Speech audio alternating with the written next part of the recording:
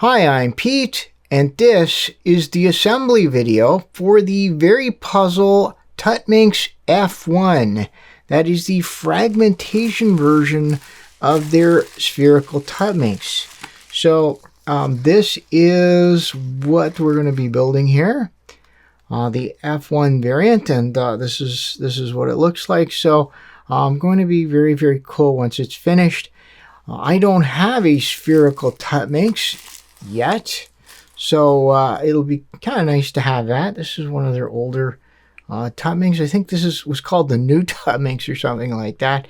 I've had this for quite a while. All right, well let's get things cleared off and get some containers in here, and we'll get started. All right, here we go, all ready to start setting out the parts. So we'll see, there's quite a few different parts here, so I'm not sure if I'm going to be able to put them all in bins right away, but well, let's just give it a try. Let's see what we got here anyway. Okay. Okay, so the bag's empty. Okay, these are the sticker sets, which I guess we're not really going to need the sticker sets right now. Okay, I'll do this neater than I was. Okay, that's one bag. Well, let's just do one bag at a time, I think. Okay, so there's the other sticker set. We'll just set those aside. Okay. Okay, this is the all-important assembly tool. We're going to need this. And, okay, all sorts of parts. This is our hyperbolic stand. We're not going to need this for now. We'll need it once the puzzle gets, the core of the puzzle's made. The shell, I guess you'd call it. Okay.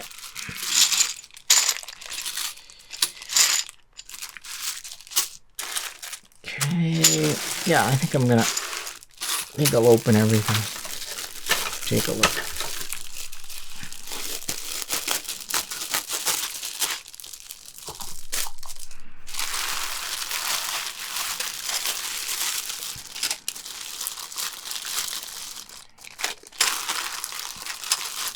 There we go. Right, so I'm just going to go down very quickly and just make sure I have all of these parts, and I'll put them into bins, and then we'll get back and do step one. All right, that is great news, because that means that we have all of the parts, everything's accounted for. Okay, important to be sure that we have all the parts before we get started, otherwise just get halfway through it and then it's kind of awkward. You got to pack everything up. All right, let's take a look at what we need for step one. So these are the parts that I need, quite a few. So I will get those out and I'll kind of get started. I'll put all the other ones off to the side so that they're not in the way. So I have the base assembled with the clips just on the edges, not on the vertices. I'll put this piece with the opening up. There you go. So, and then that spins, which is good. Put a spring on there, and then the nut. And just make sure that the nut is on properly. There we go. Get it started. And now I just need to hold this tool on it. Now, I've had problems in the past. If you push a little too hard on the tool, the nut goes through. It can be hard to get the nut back out.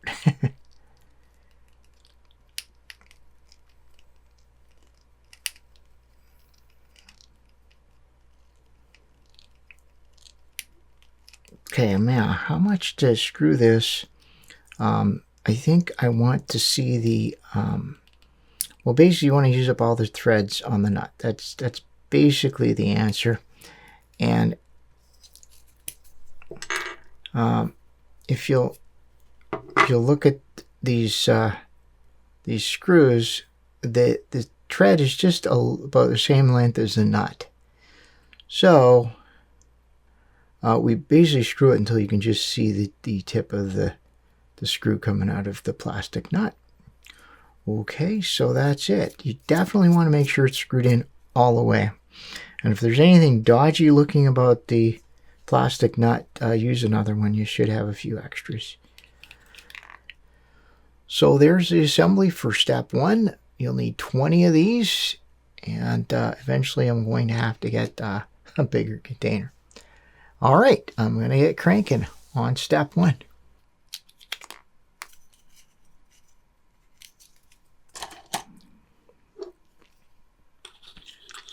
All right, and this is the last of the 20 parts in step 1. And just a little caution here. I actually have enough parts to make another unit, this part 1. And so if I wasn't counting these, then it's quite possible that I would make one too many, and then I could run out of nuts or screws or clips or something towards the end of this. So yeah, it is important to keep track of how many of these you make. A couple other changes I've made. I've got a better screwdriver. This has a little spinning top on it, makes it much more comfortable. The proper bit on it. The other screwdriver was just worn down a little bit too much. And then I got a smaller tool to push the clips in. It's just a smaller screwdriver, much better. Okay, so that's it for part 1. I've got all my part 1s done. And now just take a quick break, and then time to reset for part 2, where we only have 12 to make. Here we are with step 2 of the Tuttminx F1 assembly. And we need 12 of these pentagonal shaped pieces. So what I've done is I've laid out half of them, 6, and then I put 6 of all the parts in the bin here. I took away the extras because I don't want to make one too many and then run out of clips or something like that. So it does say that we need 120 clips. I just have the whole bin of them here, which means that each one of these gets 10 clips on it. I have my little clip adding tool there. It is just to save my thumb from some wear and tear. So I'm just going to go ahead and get started with those, and we'll check back in once I have a few of them ready to assemble. All right, almost done step 2 here. I have the Pentagon with the clips on them, and now I'm going to do a step where I'm just going to assemble the two halves of the kind of the assembly here. And what I like to do here is just set it upside down so I can then come back and put the springs on quite easily. Just my way of organizing it. Now on this step, because the cap that we're putting on this top piece is much smaller than the base, we would have the option of putting them together first and then putting the clips on if you found that easier. But I will say that that's not the case most of the time. Most of the time, the reason you're putting the clips on first is that the cap is too big. You wouldn't be able to put the clips on after the cap was on. So I've just gotten used to doing it in this order, so that's why I'm doing it that way, and it doesn't affect anything. We also see that we're getting really low on parts, but that's okay because we don't need any clips, springs, or screws after this. So even though it looks like we're almost out of everything, that's good because it means that we're almost done this part. So now I'm just going to grab some springs here and just going to put the springs on each assembly. I just like to do it this way. Kind of gives me a bit of a head start. So that way when I'm handling the plastic nut and the screwdriver and the assembly all at the same time, I also don't have to fool with the spring. There we go. Okay, we're also getting down right to the end of these plastic nuts, which is okay. Just as long as we have enough of them. The issue is if you start dropping them on the floor. I know I dropped at least one clip on the floor, which, you know, we had enough, but you don't want to lose too many of those. Okay, that should be enough of those. And here we go. So just push the spring. I'm pushing the screw in as far as it'll go. Sort of pull the spring down just a bit with my fingernail. And then just get that nut started. There we go. And now the tool. This is all very awkward.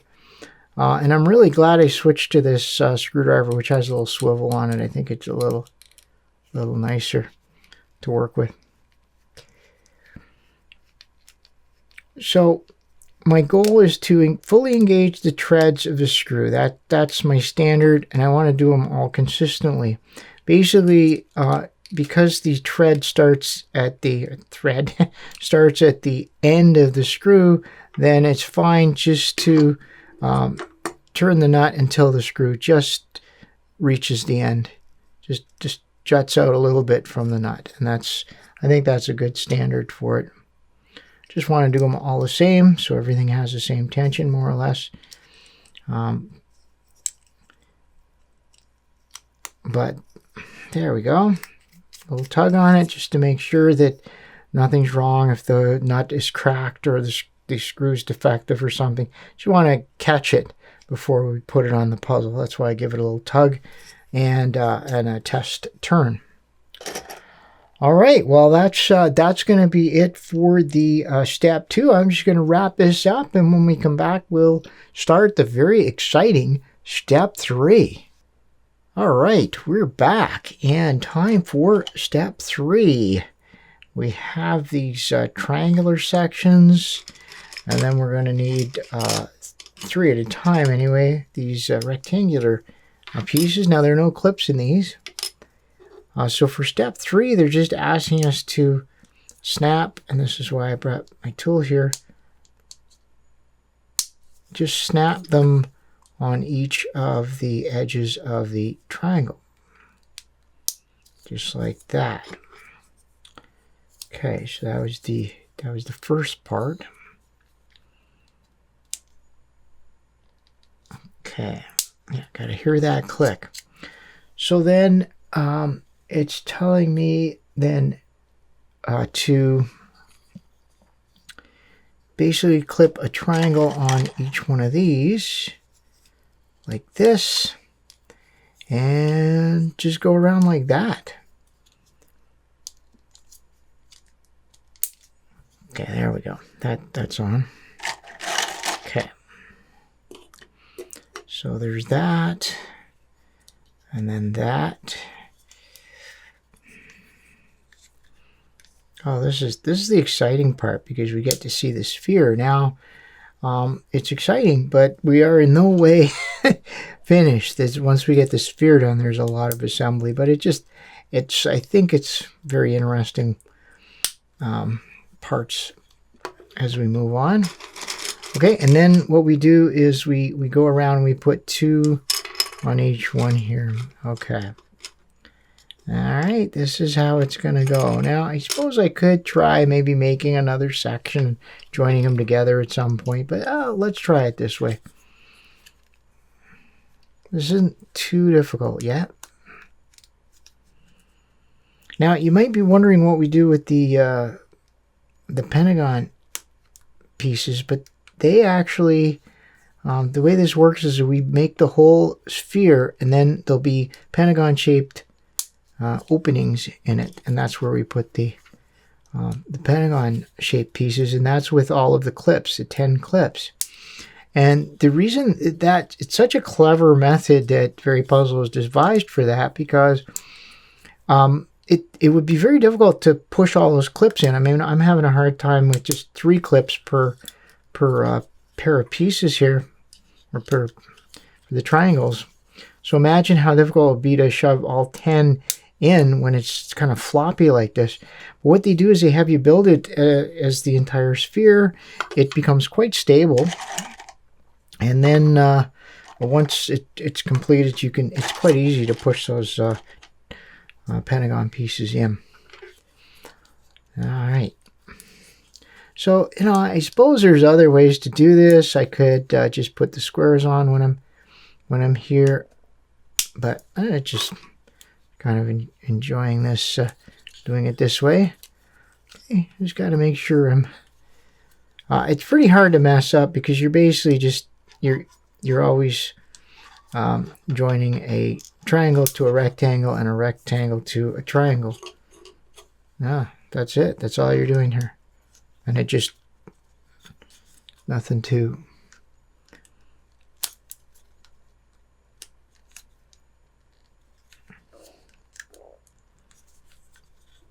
just having a little trouble because it's kind of squishy getting the clip to snap in. I want to hear that snap because if you have a loose one of these, it can sit up a little bit and can interfere with the sliding of the pieces. There we go. Now I heard that. So that's something I always check really carefully for as I'm assembling this. And even once I get everything done, I'll go around and make sure that all the clips are nice and snapped down. Just takes a few minutes. Okay. Oh, okay. Now we're starting to get some stability here. I see. We'll join these two, and that will give us a. And you see the Pentagon taking shape. Okay, and it took a real curve there when I pulled the two pieces together. I think I might have made this a little harder for myself by doing that before I had one side clipped in. But anyway, yeah, it really took a curve once I pulled the two edges together. Okay, and now that I see that, my best bet is to kind of go around here, I think. Gonna be, oh, this is fun. This is very exciting.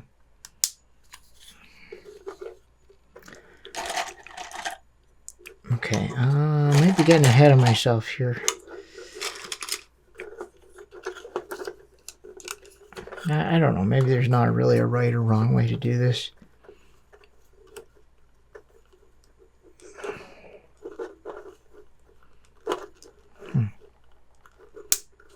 Okay, gotta get that snap.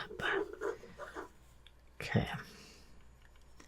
Yeah, it's all looking really, really good here. Oops.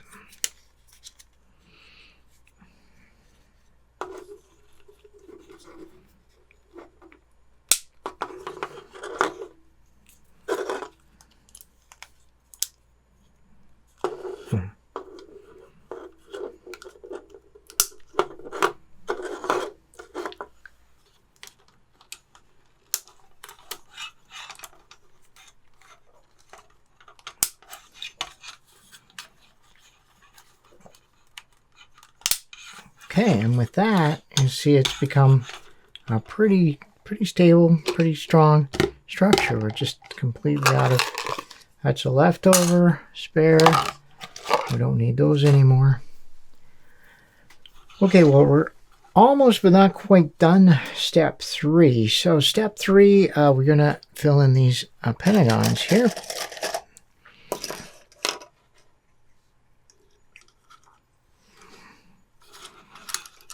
And this is really critical here. I'm going to count in my head the number of clicks as I go around, because I want to make sure that I don't have any of these raised up and sitting ready to snag pieces. So I'm going to make absolutely sure every single one of these is clicked down.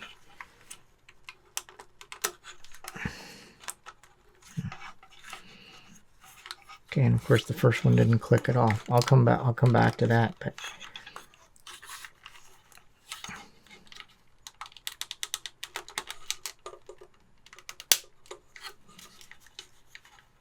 okay, I think pretty sure that first one went in, but I'll double check. Okay, yeah, I think it didn't click because I had my finger on it underneath accidentally. We'll make sure though.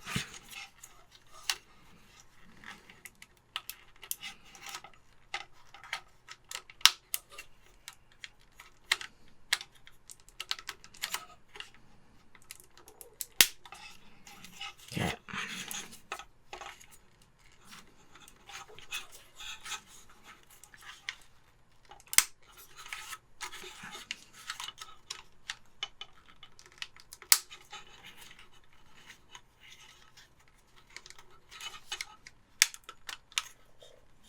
Okay, there we go. All the way around, and every time you put one of those in, it gets stronger and stronger. All right, that's the routine up until the last one, and the last one's going to be a little tricky, and we'll I'll just go off and get these ones done, and when we come back, we'll take a look at that last one.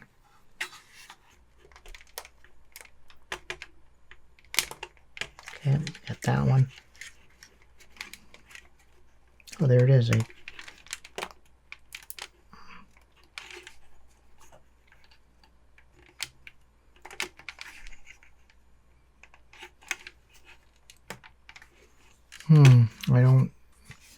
I'm not 100% sure. No, that one's definitely not in.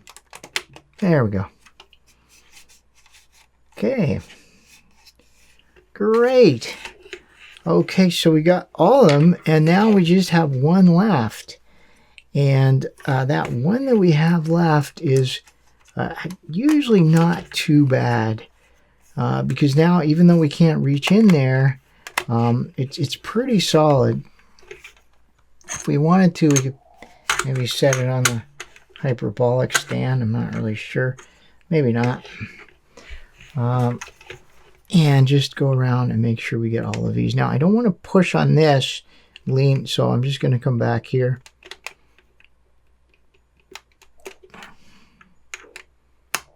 Okay, well, we got one anyway.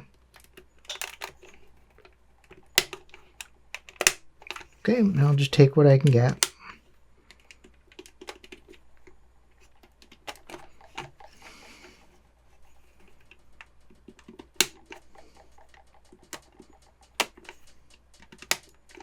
Okay, and now I'll just keep on. Okay, trying to get the ones I can. Okay, and that one needs to go in.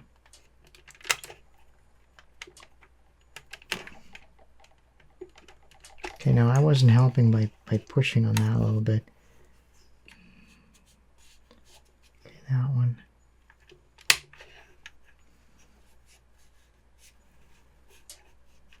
Okay, so I think we just have one left. Yeah, it's that one right there.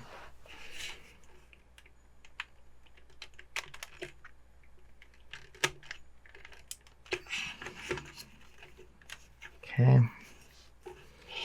Now, there's lots of ways to do it. You could use the flat part of the screwdriver or the blade of a screwdriver to kind of push a little bit. Just be very careful. There you go. Just be careful you don't slip and stab yourself or scratch your puzzle or something like that, right? You do want to take care.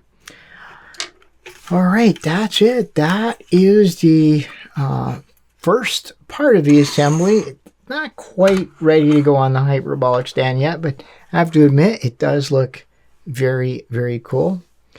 So now we get a good sense of what size this is going to be.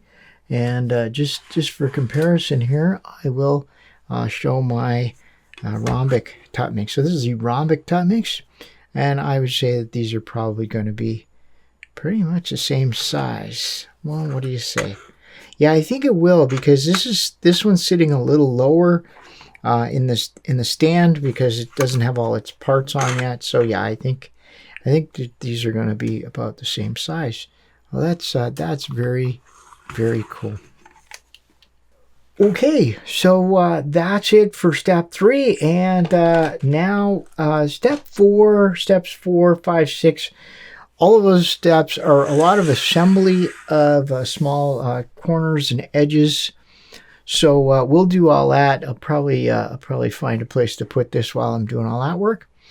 So when we come back, we'll get ready to do a whole bunch of assembly of the outer shell parts.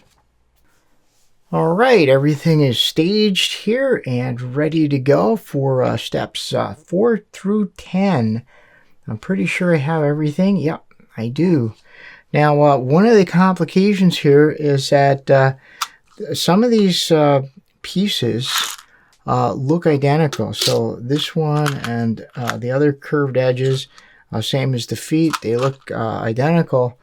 They have numbers printed on them, so if they do get mixed up, not too hard to sort them out, but it is tedious and it takes time, so you want to make sure that they're not mixed up. Likewise, these little bases, especially, really hard to tell the difference just by looking at them. You have to look at the last couple digits of the number stamped on them.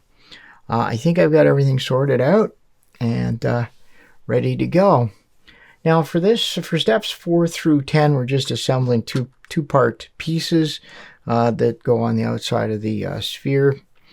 And one of the key things here is to look at the parts, make sure that there's no defective ones, or if you find one, just put it aside. Sometimes they're just misformed.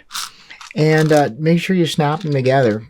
I'll also be checking to make sure that the parts are that they do stay together, and if they're loose at all, then I might consider breaking out the glue. This would be a much easier time to do it. Okay, we don't have to worry about making too many because I've counted all the parts. I know we have enough parts, so I'll just put as many together as we have parts for, and that'll be fine. We might have a couple left over at the end.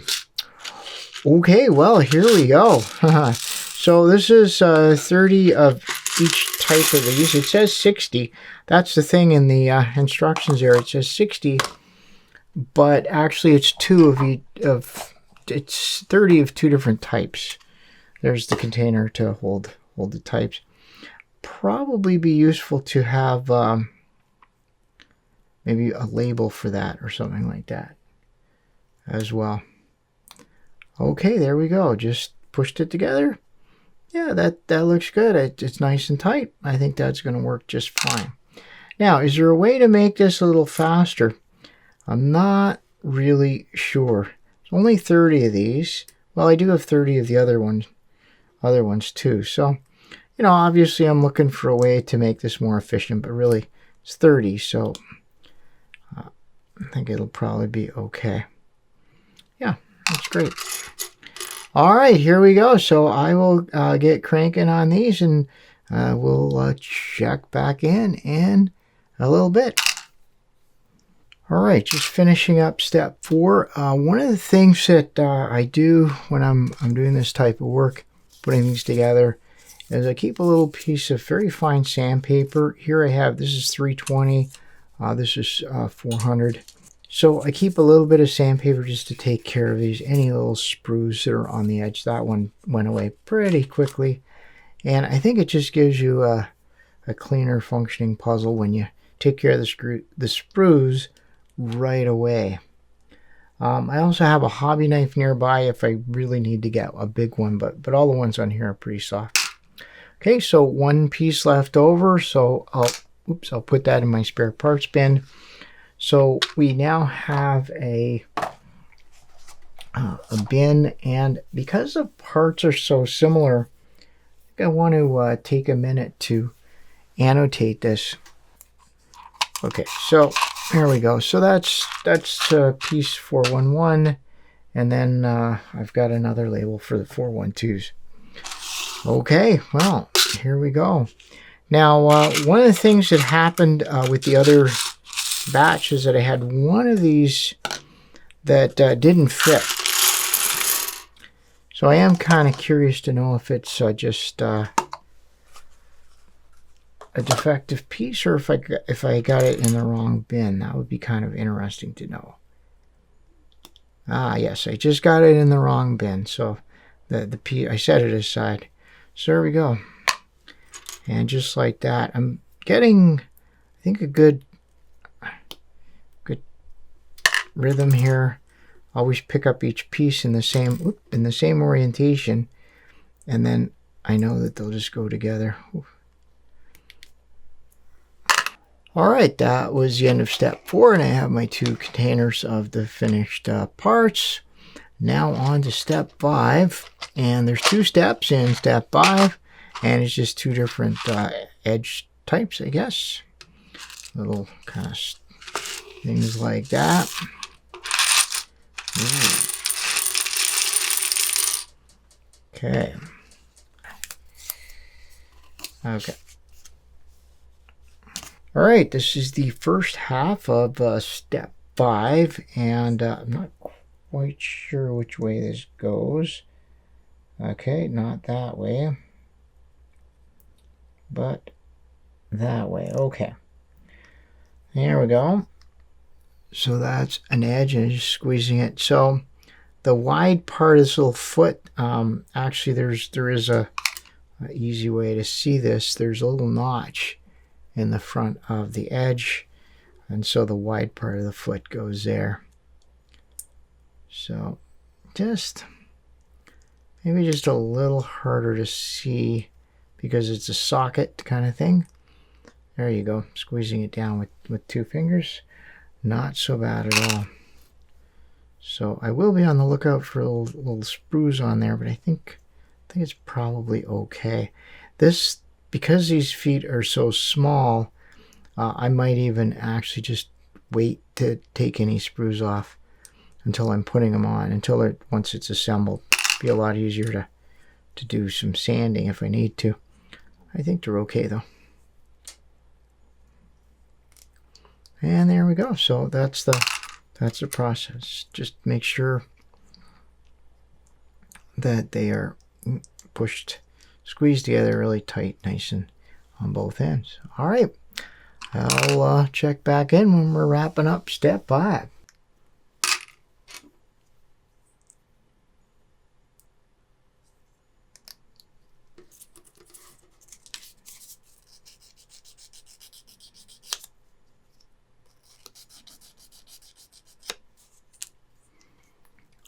All right, so that's the end of step 5. I got 1 left over. Put that in the parts bin, and there we go. So that worked out. For the second half of it, I laid out all the edges so they were all oriented the same way. I spent a bit of time doing that, but I think it might have made the assembly a bit more efficient because I always picked up the one piece. It was always oriented properly. We're on to step 6, and that's just 30 of these edge pieces, and I think it's just a single type of edge. And okay, and it's slightly different. The edge is it's wide. Okay, so there it is. Okay, I think that's a unique piece, so I don't think we have to really label it. Not 2 different types.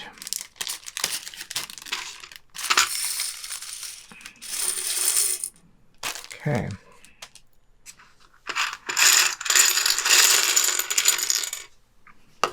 Now, according to this, it goes sideways, and I guess, yep, I'm going to figure out which way is which, or does it matter? Okay, I can go that way.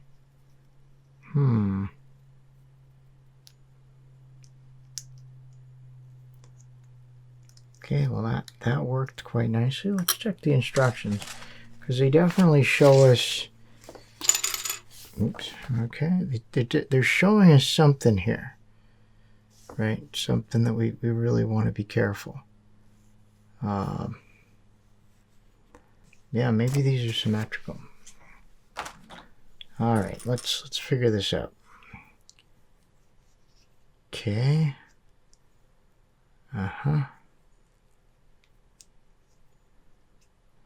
Yeah, it looks like these bases are symmetrical, so I don't think we really have to worry about which is which. Okay. right. I think anyway.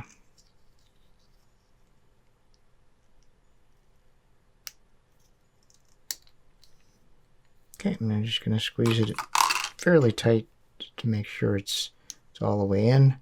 Because if you don't squeeze them all down tight, then some of them will just be just a little bit high on the puzzle. Okay, so I think by now, if they weren't symmetrical, I think by now we would have found out, because I would have had by a couple of them that were wrong. If I, right, it's too much luck to have all of them correct. So I think they are symmetrical. Okay, so that was that's step 6.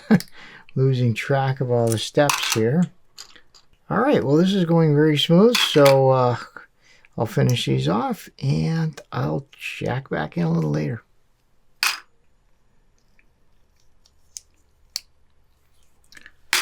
All right, and that is the end of step 6.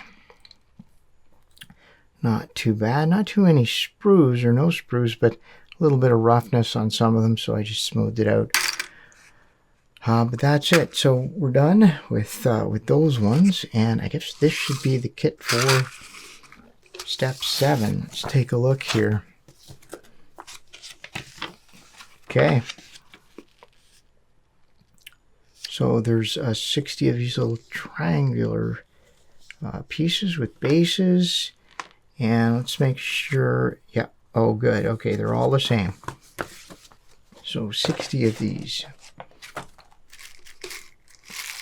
And looks like I put them in baggies. Now, there is some risk, of course, to pouring them out like this. Anything falls on my desk, they could all go flying. But anyway, I'll take the chance. I think it's efficient. Okay. And the bases, look at that. Beautiful. All right, well, let's see what we're up against here. Now, I'm going to double check the instructions.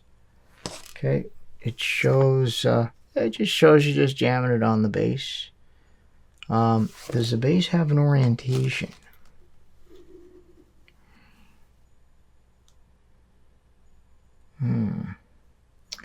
Okay, so the question is this symmetrical? And what I'm going to do is I'm going to compare them.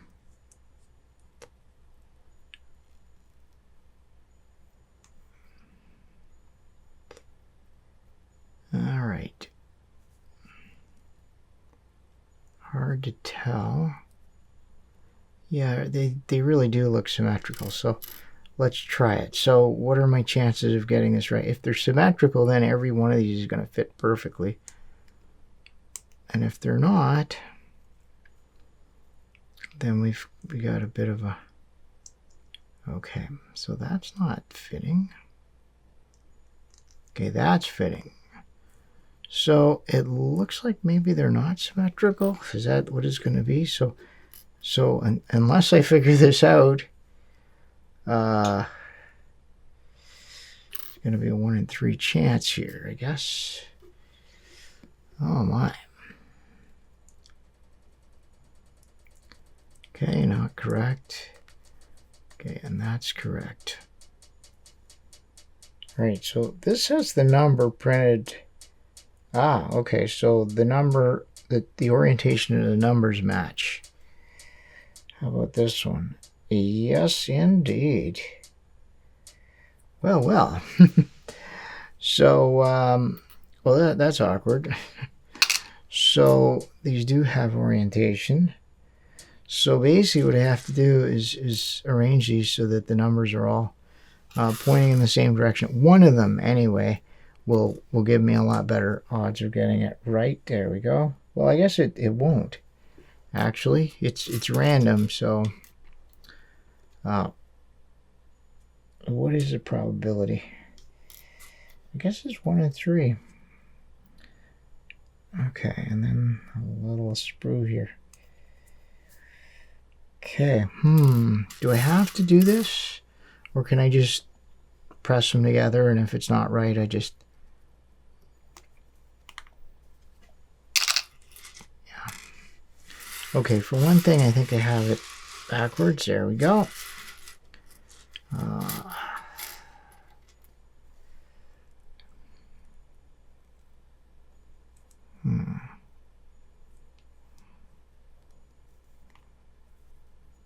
All right. Well,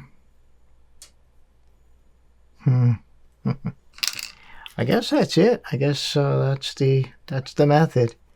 1 in 3 chance of getting it right the first time. I think it goes down to, what is it? Is it a half the second time? Because you know the first one's wrong.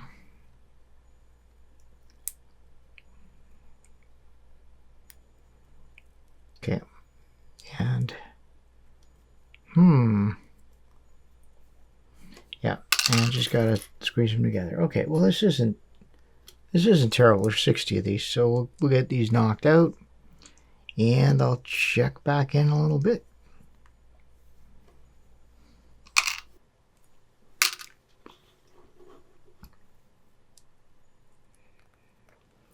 All right, well, we do have one extra one of these. I do have an edge here, but I set it aside because there's a small defect in it, just on one side there. So I'm just going to put these two aside.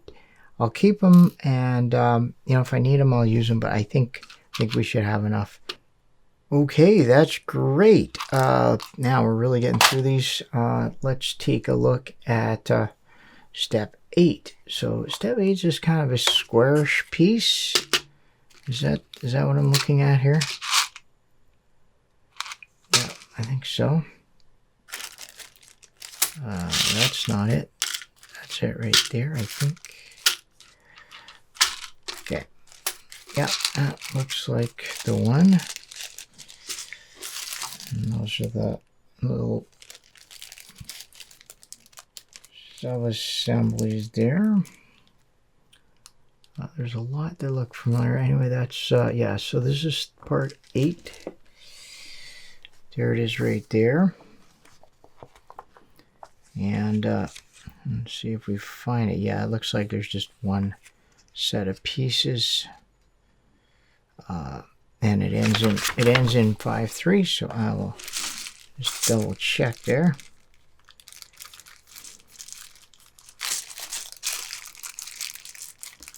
Now, I know I have all these lights here, but it's actually easier to use a flashlight if there's a part number on there. Oh, there it is. It's right on the top. Yep, 5-3. Very, very tiny print. All right. Now we're really making some great progress. Kind of fun, you know. You just don't have to do it all at once. Can just kind of take breaks in between. Just take your time. If you got someone who can help you with it, might be a kind of a fun thing to do with someone. Okay, I see a few little sprues here. I'm not sure. Yeah, these look pretty sharp. And this is the issue with sprues on sliding surfaces. These edges, it's hard to know just how they'd affect the mechanism, but it certainly can't help. Yeah, there's quite a few, isn't there? Oh boy. Okay, well, I might have to go over those after.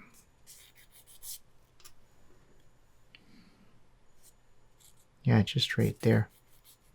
Okay, the very small ones will probably just wear right off as soon as you start turning it. But all right, well, let's see what this looks like. They actually show it, and yeah, so it's just gonna be like that, and it just comes out one side here.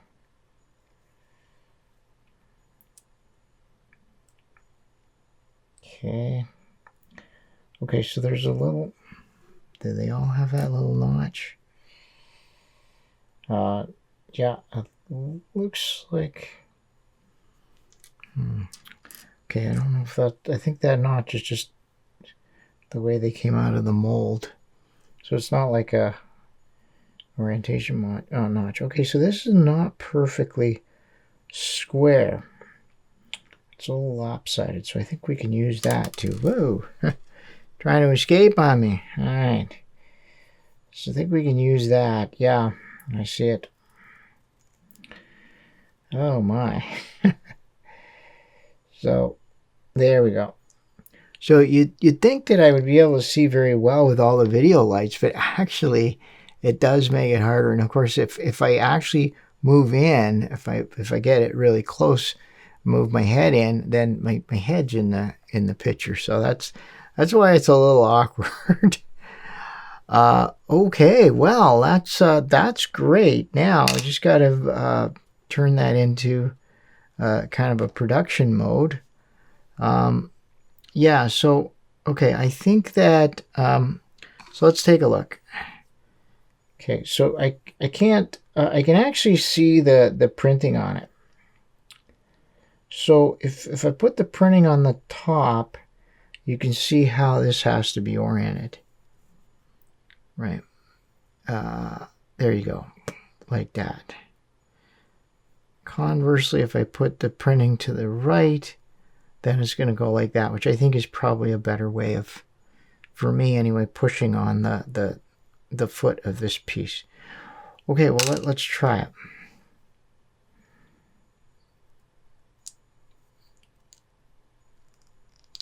Look at that. Wow. Yeah. So I can't actually read the printing, but I can certainly see it. Okay, well, not bad at all. All right, well, I'll crank through these, and we'll check back in a little bit. All right, well, I finished off step, what were we on? Step 8, right there. That's done. All right, we're back after a nice break, and now all energized and ready to tackle steps 9 and 10. Now, how to look at this? This is a kind of a trapezoidal piece here. And I also have another trapezoidal piece, and they really, I actually don't see a difference between them. Kind of a little nerve-wracking, because it doesn't really, I don't know if it really says which is which here. Anyway, going by the list here, the 451, which goes with the 458 bases, and I've double-checked that that's what I have in this jar. And then we have the 452 and the 455 bases, and that's what we have here. And I double-checked that just to make sure I had them in the right order. So I'm going to just assume that it's being done in order. I hope so, anyway. Yeah, I hope I'll be able to sort of tell the difference there. So this shouldn't be much, much different from what we've been doing. So I'll just set those ones aside. This is the 451 container, and I've got it labeled just so I know. Oops, okay, and I already have an escapee there. That's not good. Okay. So there we are. All right, I will get the one that fell. All right, so through the magic of video, I will make that piece that fell just appear in my hand. You ready? Wow, it worked. Okay, so there we go. We got that. And now it's just time to get assembling. So not much different. Yeah, I'll take care of any sprues here. So I think what helped me before was just figuring out which way to orient them. So now I see it. So there's a slight curve on this side. Okay, I think I may see this. This is probably there's a left and a right thing. So it looks like this is slightly bigger on this side.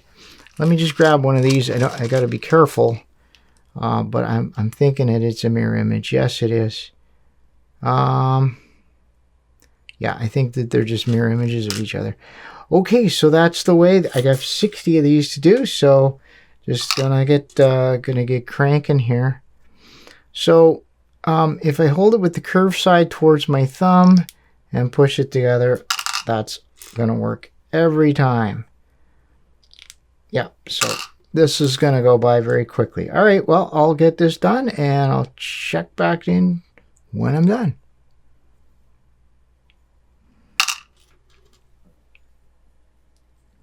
All right, and that's the last one we can make. Have one extra cap left over.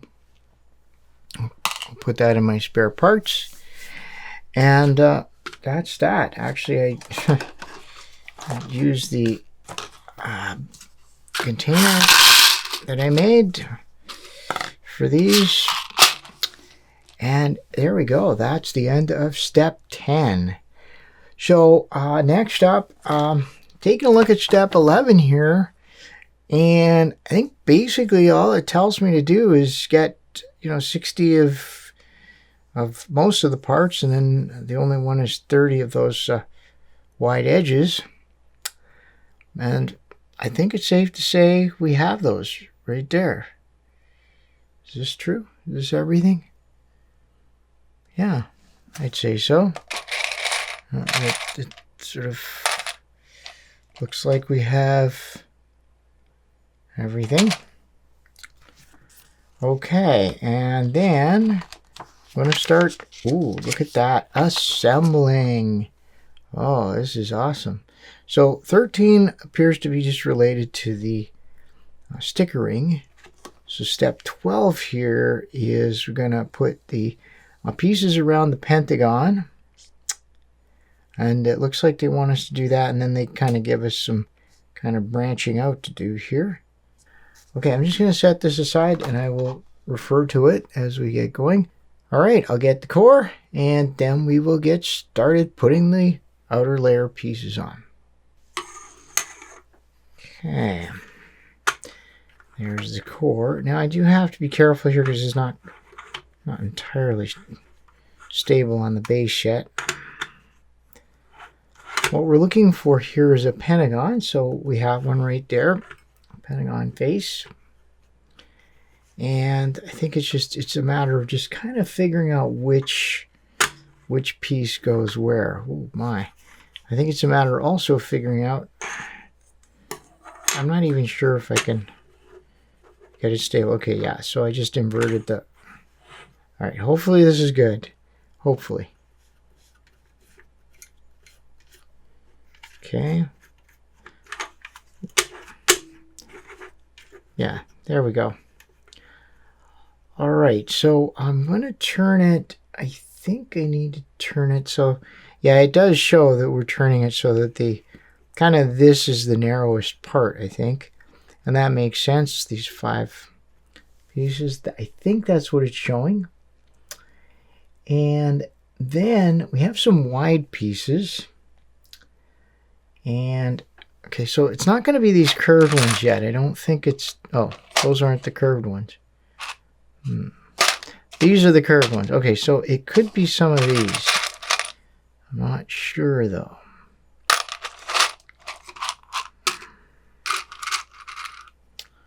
Yeah, this is a little daunting here because I'm not sure which is which. Okay, I guess it should be clear.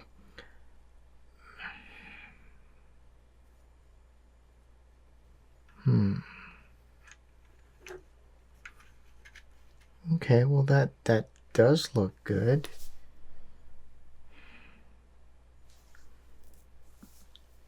But I'm just trying this other one just to see. See, that's a bit of a problem.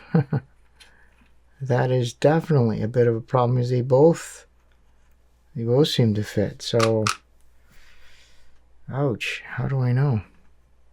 There's 60 total between these two. Okay, this is very, very confusing. I'm just trying to figure out which is which here. Because it's quite possible these are just identical pieces, but and then I don't know why. Yeah, it really does look like they're identical pieces. Two different part numbers?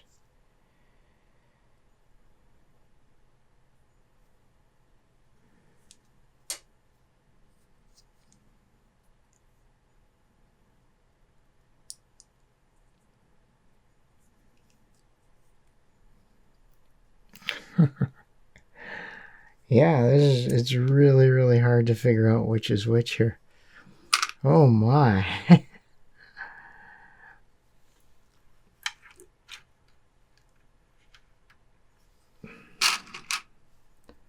So I'm just going to try it with the wide part towards the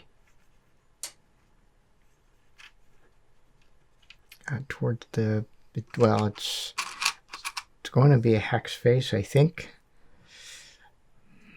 So the little dot. Yeah, and it's really hard to tell whether there's a difference between the pieces or not. It really doesn't look like it.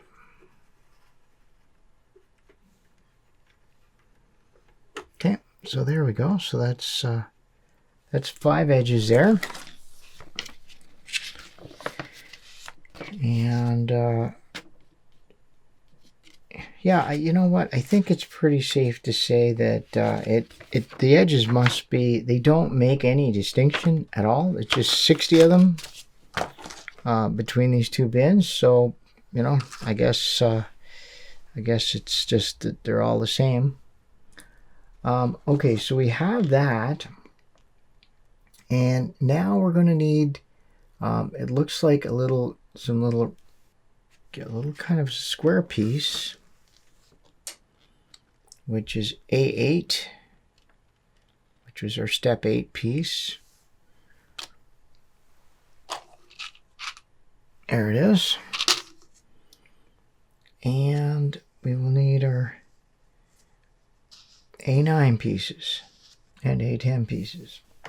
Okay, let's see if I can make this work. Now, what I may end up having to do here is use some assembly tape. I'm not 100% sure. Well, assembly tape, some low tack tape, and I have some on standby in case we need it. Okay, that's not a very good fit right there. Yeah, there's a bit of a gap. That might actually be the case. I'm not sure.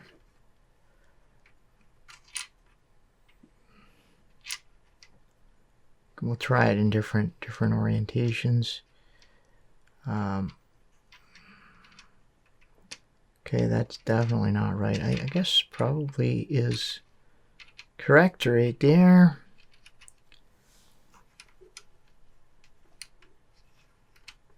Yeah, okay, I'll go with that. And then we need these ones here.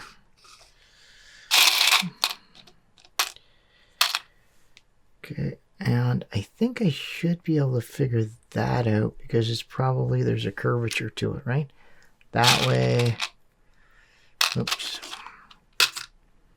And that way. I may have it backwards. We'll see. Okay, not too bad. And then we want a some kind of pointy. Sort of this one here, I think, is what we're looking for. Okay, so this will actually show how we're doing in terms of everything fitting. Well,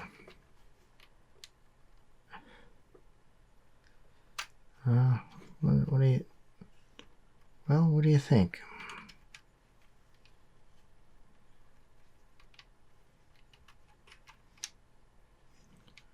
kind of some fairly open areas there. Just I'm looking at the picture on the cover just to see, and of course there's not a really, oh yeah, okay. Oh, but it's the piece is turned a little bit. Wait a second. Okay. Something just not quite. Oh, okay. Now I sort of I'm oriented a little better here.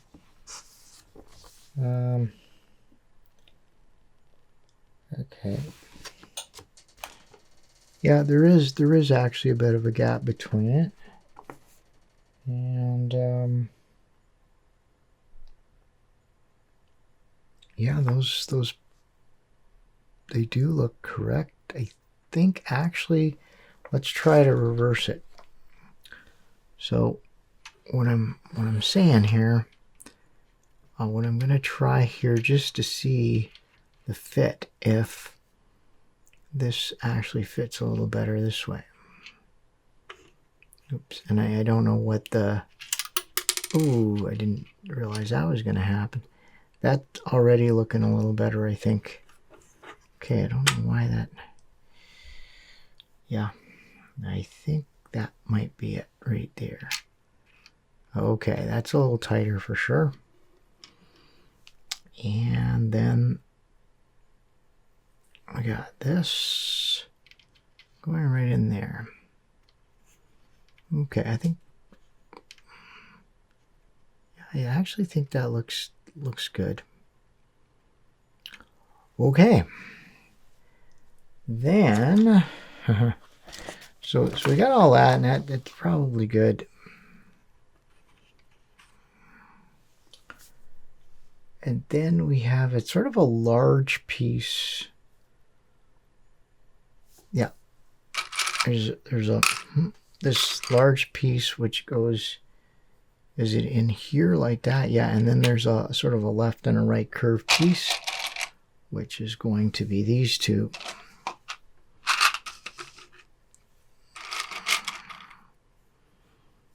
Okay.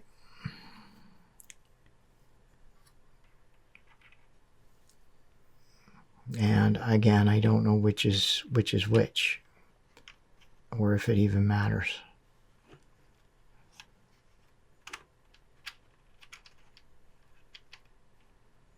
Okay.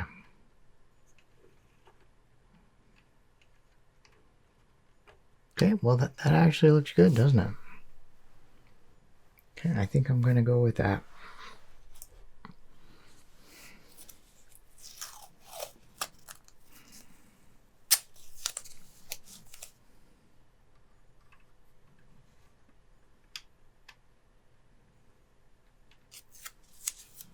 Okay, and I don't really want to cover it up because I want to be able to refer to it, but there's just not enough assembled yet to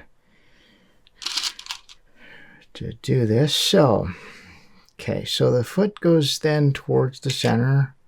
There we go. Foot will go just in. Ooh.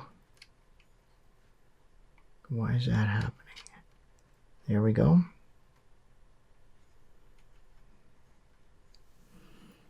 Okay, and then we have one of each of these. This is the part that's kind of a little troublesome. I don't know if it, yeah, there is a difference. All right, so let's assume it's the wide part.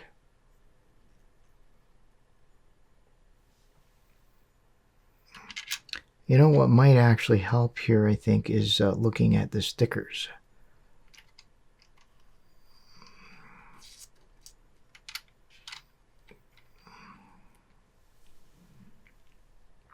I think the stickers might actually kind of give us a little bit of insight into which orientation these rather small pieces have.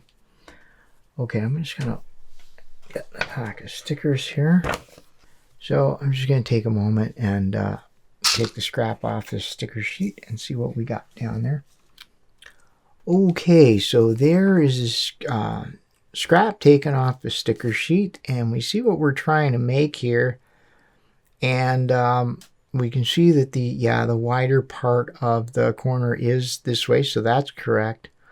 And indeed, the wider part of these two pieces is towards the corner. So those are correctly oriented. I've got them. And then these ones, it kind of looks like there's a wider part here, but it's really hard to tell. But I'll take a look at that when I'm actually, okay, yeah, no, these are two-part edges. So, you know what? I don't think it makes any difference, honestly. These two. Probably a case. Let's have a look, actually. Yeah, the step. Yes, okay. So, these ones it shows just 60 and it doesn't differentiate, and these ones it shows 60 and it doesn't differentiate. So I'm just going to interpret that to mean that these two, they have two different part numbers, but it makes no difference which one you use. Okay, that's the way I'm going to read that. Oh boy, that was a little harder than other ones that I've had to do with VeryPuzzle, but you know, I guess it may be quite clear once you actually start putting it together. So yeah, so I'm pretty sure I can use these.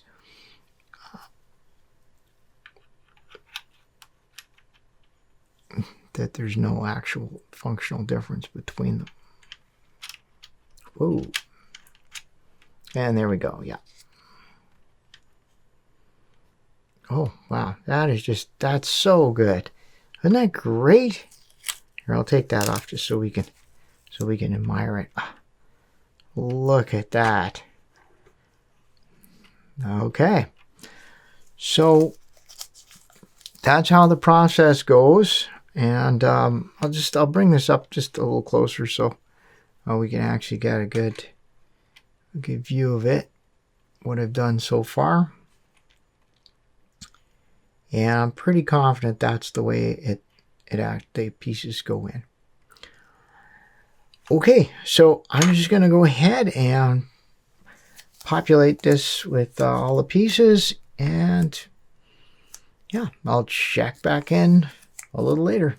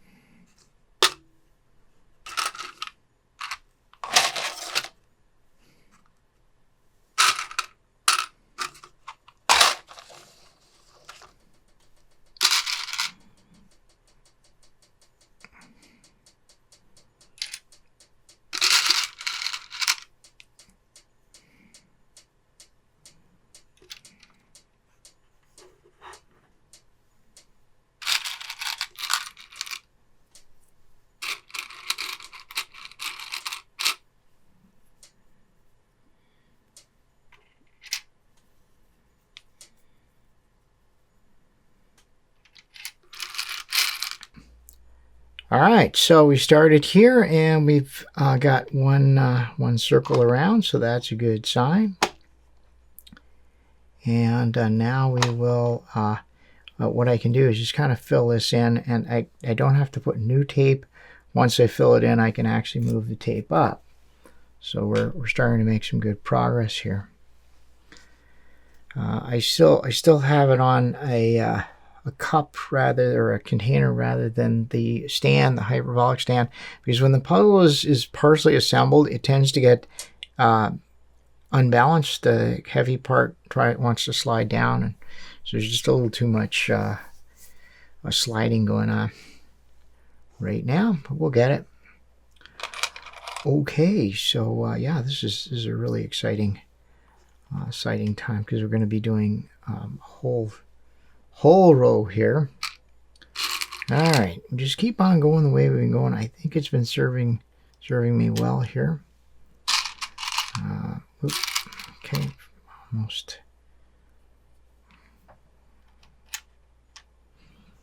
And I may have to, put one new piece of tape here. You'll see where it goes. And then I think that'll be done.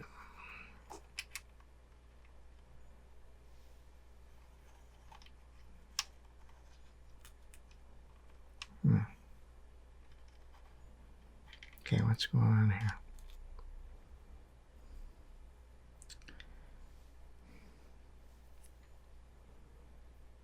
Yep. Okay, and then that. Okay, and so the tape I'm going to put in is, because I'm going to go along here, but I'm just going to start this way. So I just want to tape up that one side until we get back around, and then that'll be done. Okay. All right. So now I've got sort of the option here. Oop. Just push that over just a little wee bit. There we are. All right, how do I do this? I think I'll get these big pieces put in. Okay. So there we go, nicely tied together here. And I think we still need that. I think we don't need that one anymore though. Okay, now you just put it right in the middle, not that. Whoop.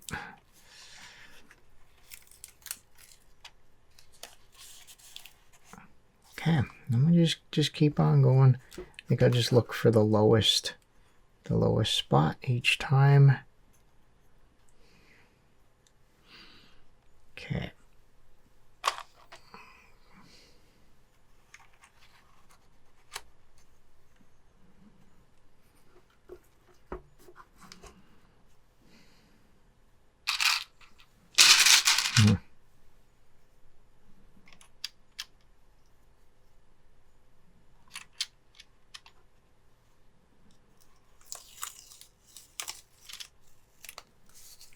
And we'll just hang on to those. Shouldn't really need them. And this will give us a little flexibility to move some of these pieces down if they're not.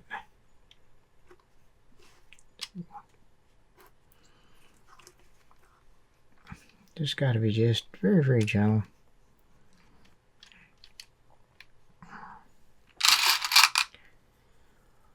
Okay.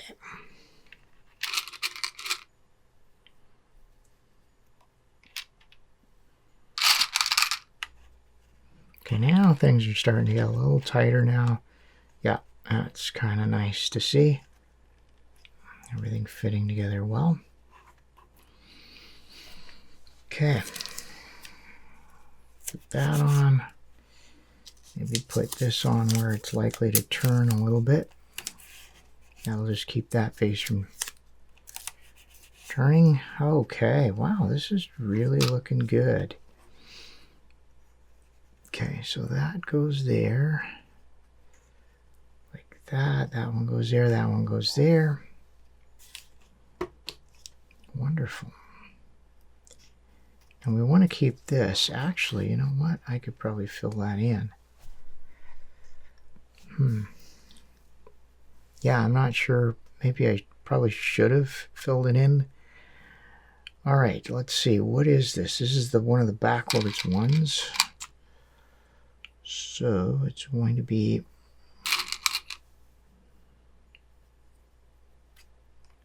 this, and that'll be that, and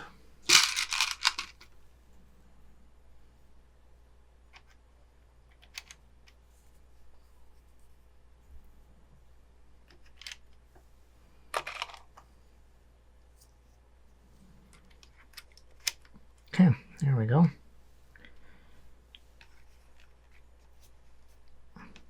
Okay, I'm not sure I can take this off, but I can move it because I'm going to turn this face just ever so slightly. There we are. So we got that one done. All right. Nice. Definitely take that one off now. So this one.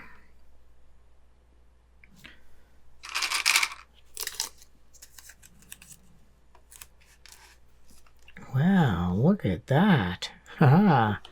We got this one more here to do.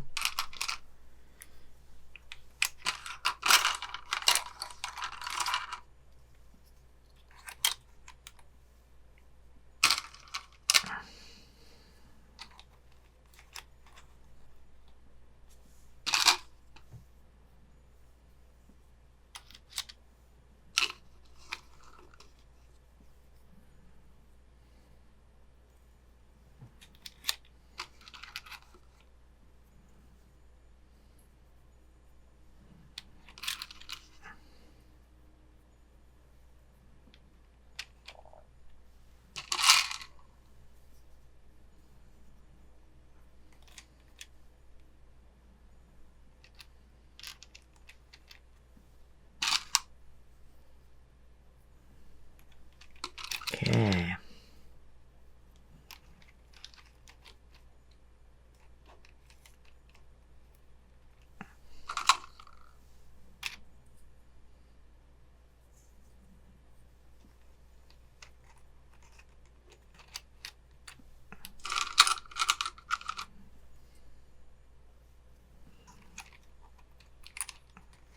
Okay, and I'm pretty sure that that is, we've gone all the way around. Now, I just gotta be, want to be careful here that I don't pop anything. There we are. Starting to get a little tighter here. Okay. Okay, wow, very good. So now we gotta sort of work out a closing up strategy. Okay, so these are all these corners, or these ones. So I guess we can just go around and start putting those in. Yeah, okay. I see how this is all gonna work.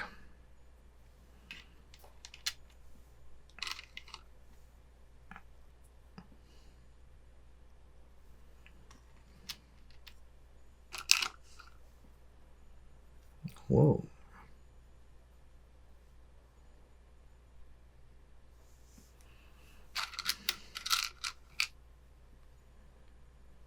Okay.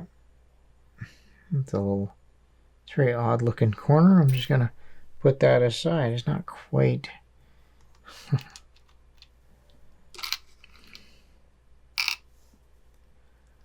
I guess I gotta get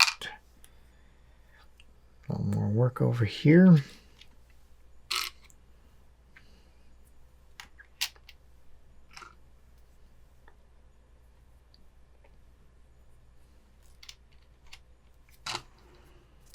Okay, now, and this is all, it's not quite pushing in right now, but I think it will be okay.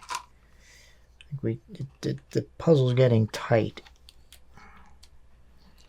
And some of these lower faces are kind of locked in a little bit, so we'll just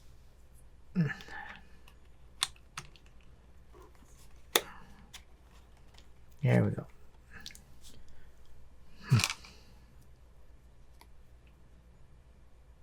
Okay.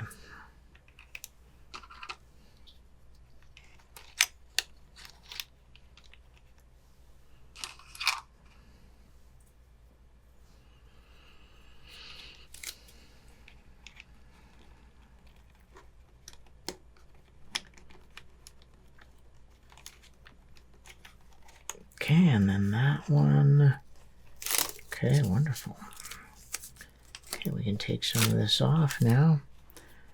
And I think we're just going to keep doing this around the puzzle here.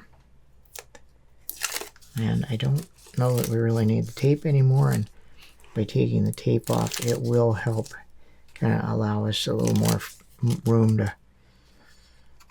to move paces a bit. We just got to be careful, right? Just got to be careful. Don't pop anything. All right, let's go. Just do two at a time over here. That one and that one. Actually, We could do 3 at a time. Oh, let's do 3 at a time. Can we do that? I don't know if we'll really be able to do the kind of quality control. What I'll do is I'll do this one, and then I'll move on to the last 2. I think that'll be a good compromise. Okay.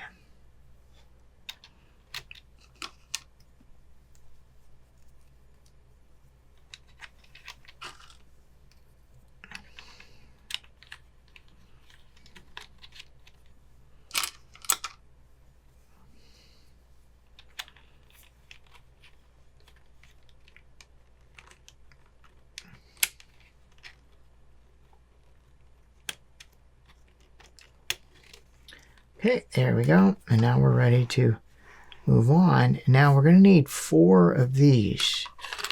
I only have 2 here, so I'm going to have to find the 2 that fell on the floor.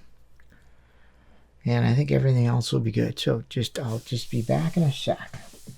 All right, well, I got some pieces off the floor. I don't know if I dropped 2 of these curved edges. I found one. And here's one of those, and I don't know which side that is. I'll put it there.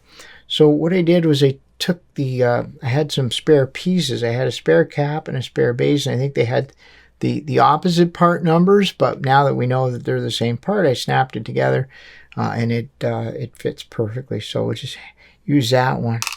I thought there was one more that fell, but I just can't see it here, and anyway, that's fine. That's all we need. Okay, we're back on track, and we have enough parts. I'm pretty sure we have enough parts here. Well, I hope we do.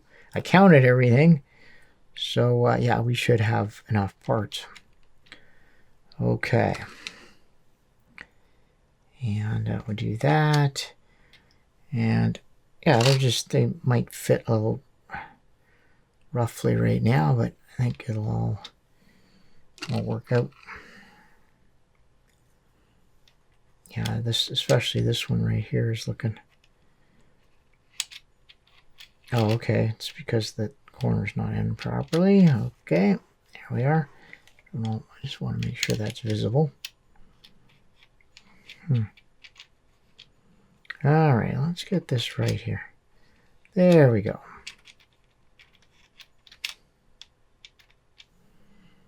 Okay.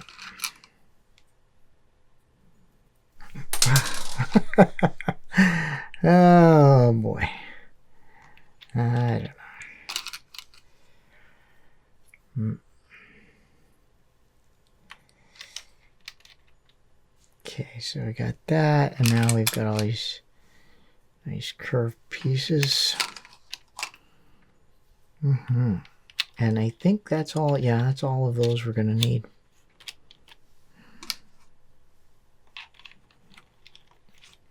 Okay, now I just really want to hold on everything carefully here so that nothing just goes sliding suddenly.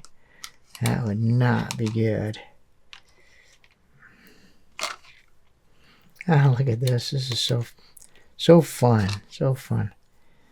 The last step. The last parts. Okay, there we are. Wow, look at that. That is just, that's awesome.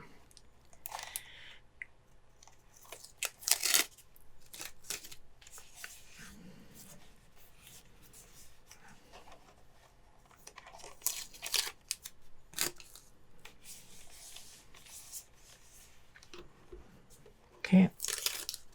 And we can just get all of those out of the way because we are almost done, and it actually I think is better to have the puzzle now free just to flex a little bit as we put these last pieces in.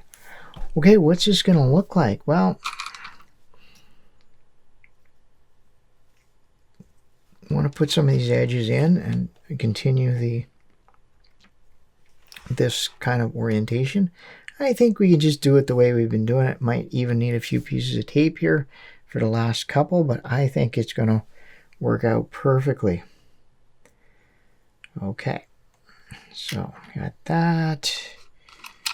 We got that, not that, that.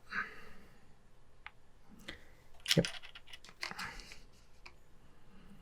Okay. That one.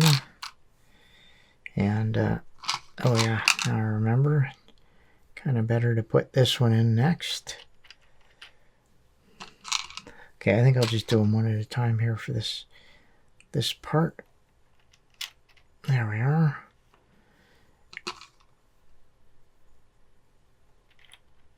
Whoa. Oh.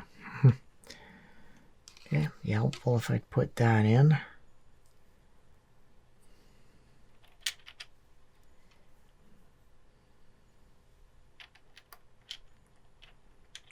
Okay, and one more.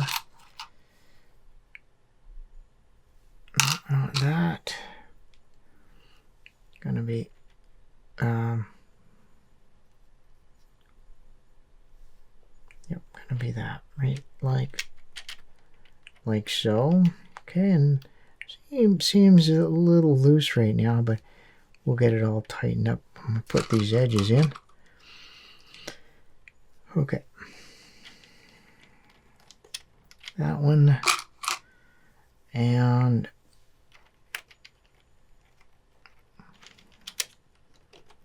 that one. Okay. Okay, looking good. Yeah, so those are just kind of flexing a little bit, and I think we'll probably have to put some tape on it just to keep it. Okay. Now, what do we got left? We got 1, 2 here. So, yeah, maybe it's just best to kind of do it this way, which means we're going to go backwards, right? So we'll go like this. And I do see what's happening here. I've just taken the last those corners, but that's okay. We'll work something out. We're not out of options yet. Because remember how all those how all those parts were.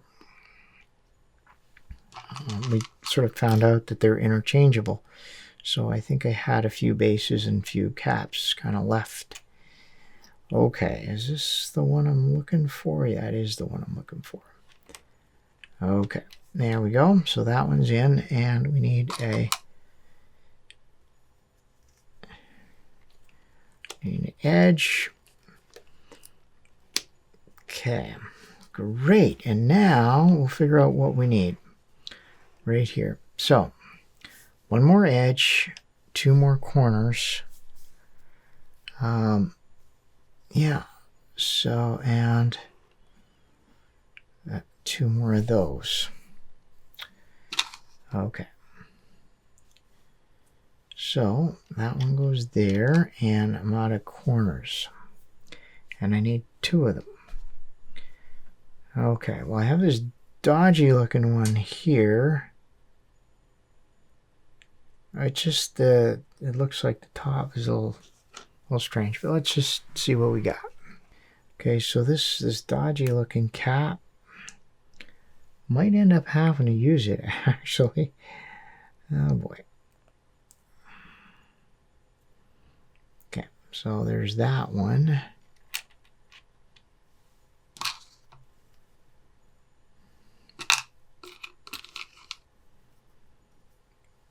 And I might have to look on the floor just in case I lost some more parts. Okay, but these are, we have enough of just about everything here. Okay, woo. Okay, that was good. Everything was good there except that okay, I'm gonna have to tape that down, I think. Because we need the edge in there, but we can't really put the edge in until get everything put in on the other side.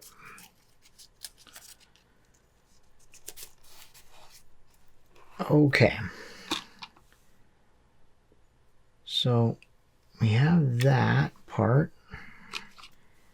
And so we need another corner. Okay.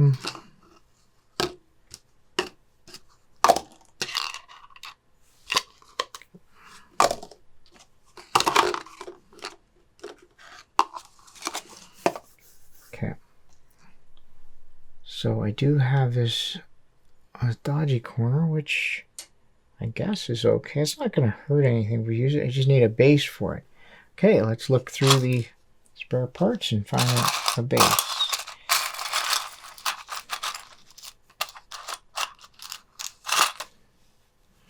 Okay, so there's the base.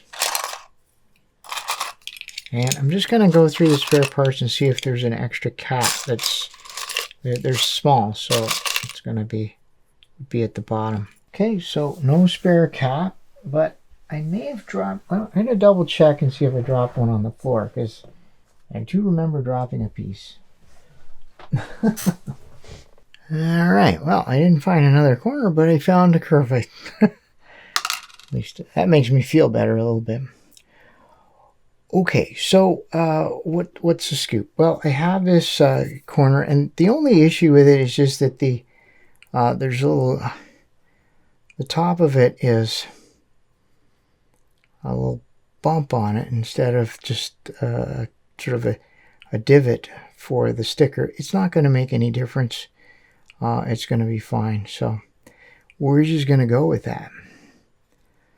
Okay, so that's the corner.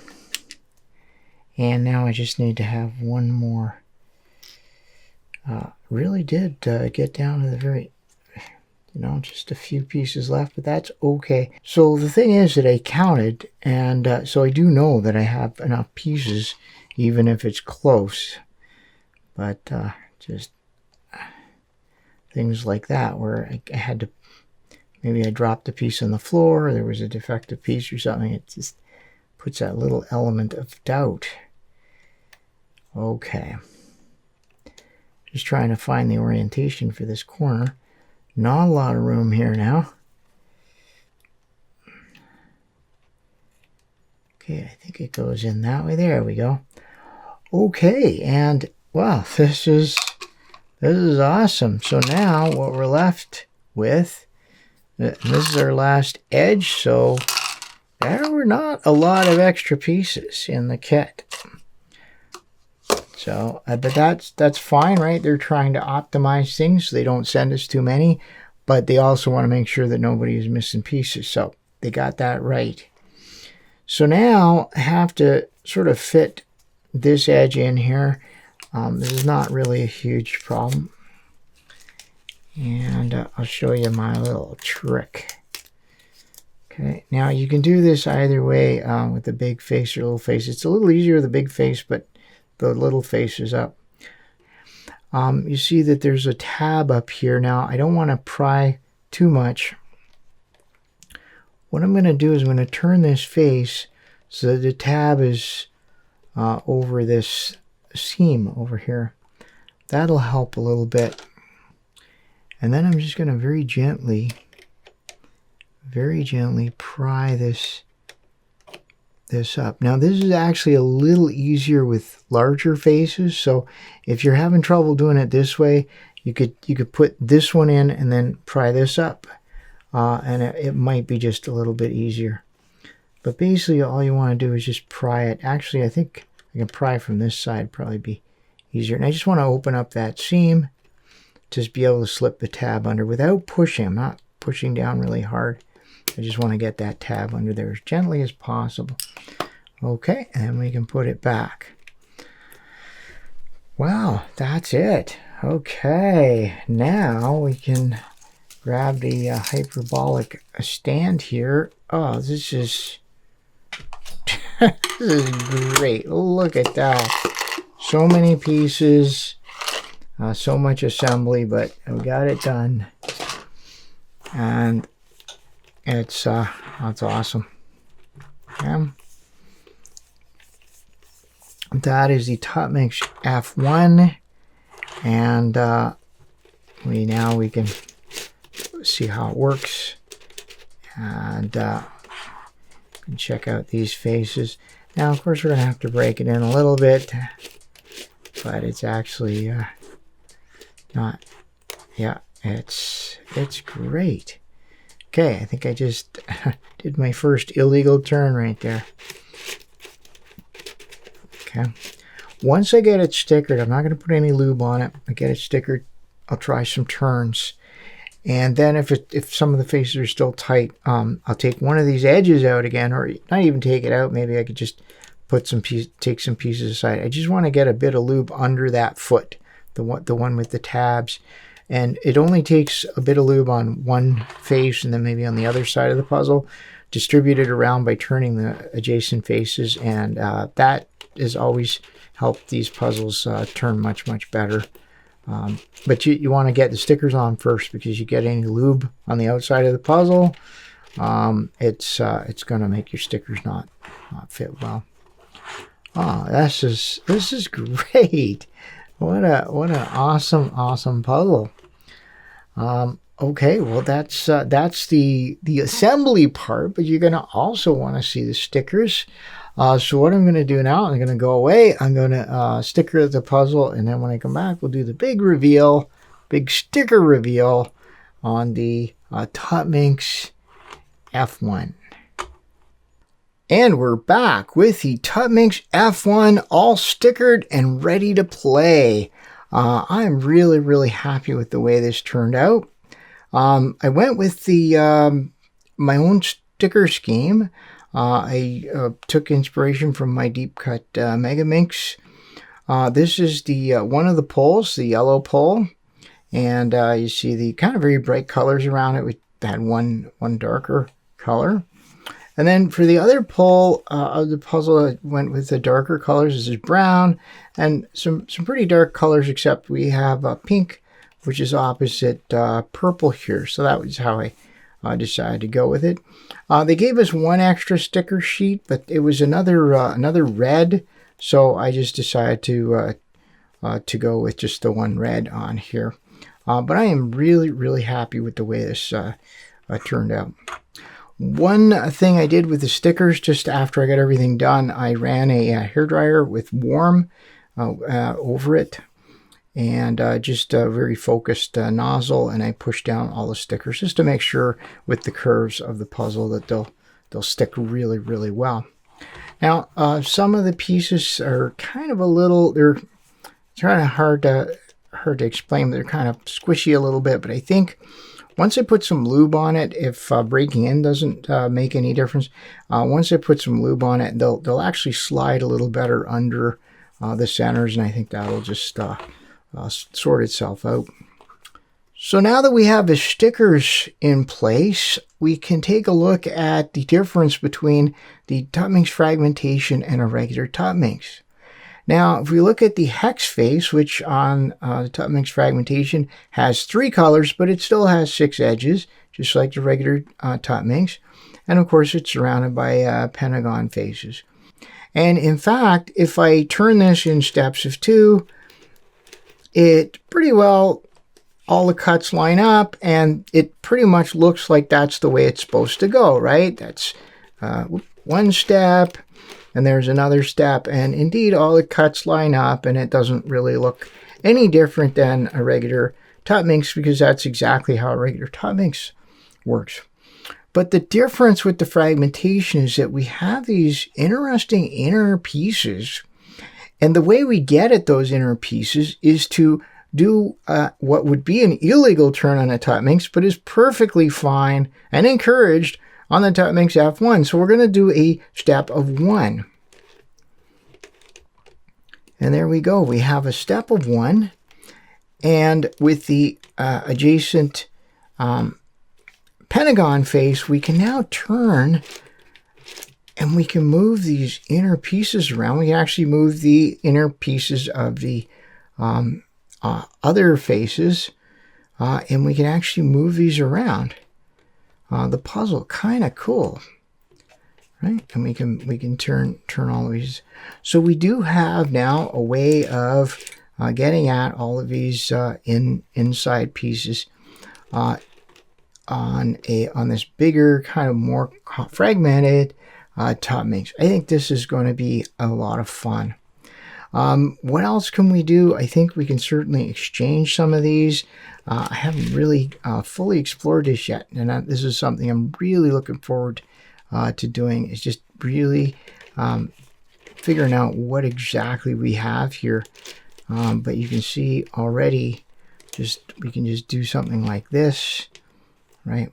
And we can get a fairly big chunk of the other faces moved around.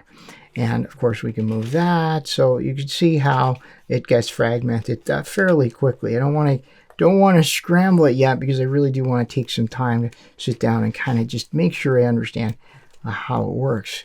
That's how I learn to solve a puzzle. It's a lot easier when it's not been scrambled. Okay, so that is the fragmentation part of this. I think it's a brilliant puzzle. It's very, very cool, and it seems to be working pretty well. It's a little stiff. The faces are a little stiff, but I've talked about this on the Rhombic Tuttminx series as well. If the faces are still stiff, and you know it is pretty stiff, what I will do is pop out one of these edges right here. It's a hex Pentagon edge. Those are fairly easy to pop out. We just turn this sideways like that, and then you can pry it open this area here, and you can pop it out. And I would just put a little bit of lube just under the sliding surface of that, and then on top of the foot, the part that goes under each of these centers. Once you do that, a little silicone lube on there, move all these pieces around. You might have to do it on another face, but it will loosen up all those faces and make them really, really smooth. A little bit goes a long way. The big thing in my mind is don't put any lube on the puzzle until you get all the stickers on and you're satisfied with that everything's right. Because once you start putting lube on the puzzle, it's almost impossible to not have it on the outside of the puzzle a little bit. So, okay, wow, that's it. I'm really glad I got this kit. It was a lot of work, as you've seen, putting everything together, and then the stickering. These are some really big sheets of stickers, so that did take me a little bit of time, but it came out great. So I guess the question is, you know, is it worth it? I mean, it's worth it to me to have a do-it-yourself kit. It means I get the kits faster. It means it probably, they come in a smaller package, probably less costly for VeryPuzzle to ship it to us, and of course much less labor. So we get the kits and they cost a lot less. So I don't know how much you pay for a puzzle like this if you had to you know, get it assembled. It would probably add quite a bit to the price. But I know the DIY kits aren't for everybody. So yeah, let me know what you think about these DIY kits down in the comments. And of course, just what you think of the whole Tuttminx fragmentation. Is this a puzzle for you, or are you just going to enjoy watching it on the channel? Yeah, let me know in the comments. I'm probably going to do something on this at some point, but of course I have to go and figure out how it works before I put it on my channel. All right, well, that's it for this video. As always, I do appreciate your comments, your questions, your suggestions. Let me know what you think of this very long assembly video, and any other comments you have. I always appreciate it. All right, until next time, thanks for watching.